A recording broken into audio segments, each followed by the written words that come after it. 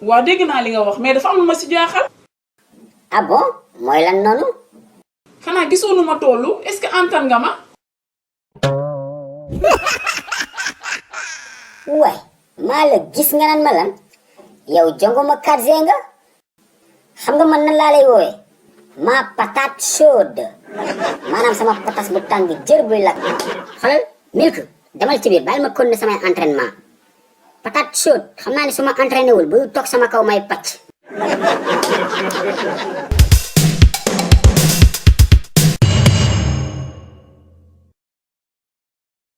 xaali sànq ba tey maa ngi naan la demal sangu ji balaa patate chaude di woote gis nga man sangu naa ba sañ si sama combinaison bu yàgg.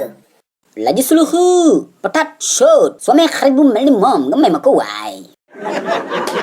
waaye xaali yaa tay ni ku jongomaa ni patate chaude yombul ci dëkk bi mais t'inquiète dinaa la xoolal benn tayfin yow tayfin nga attan.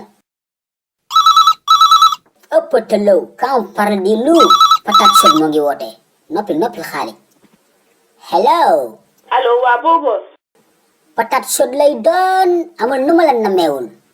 maa la raw boobos soo paree mën nga ñëw de soo ñëwee ba ci koñ bi ma la waxoon laa dëkk nga taxaw dinaa la jël si.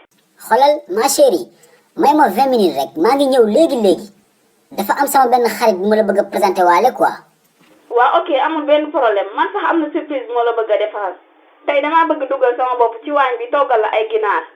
yii xaali déggal ay ginaar nga ñuy toggal.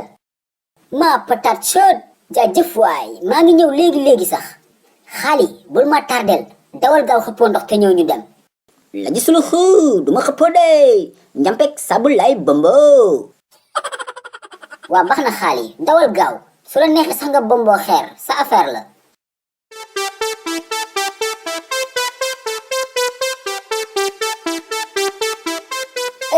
xaali sañ nga de sa vermante baax na de gis nga ma de fi ma génn tey kiloot laa may patate chaude dama bëgg mu gis samay mole xam ni man ancien latéral gauche laa woon weq bal rek laa mënoon.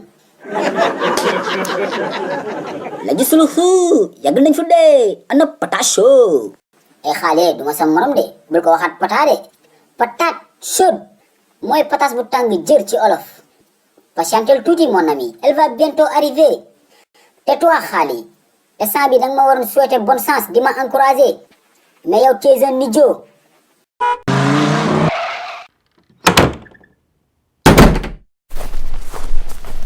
asalaamaaleykum père na ngeen def. kan mooy bogos ci yéen ñaar. patate chaude moo ma yóbbante quoi.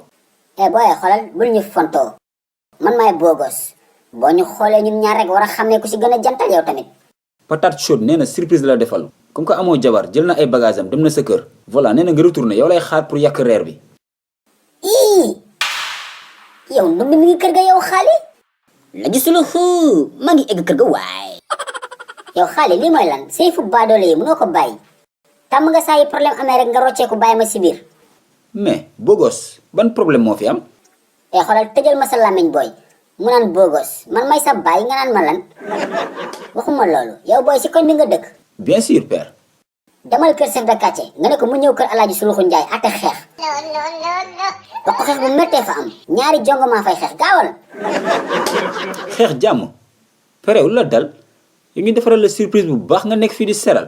booy xanaa mënoo noppi yow ñett xamul waaye ñaar xam na comprendre dara te xoolal boo jógee kër chef de quartier jaaral kër imam nga ne ko mu jënd juróom-ñaari mètre percal néewu alaaji suluxu njaay mu ngi ñëw léegi xam naa dañ may rey tey damay dee Ndumbe va me tuer elle va m'assassiner.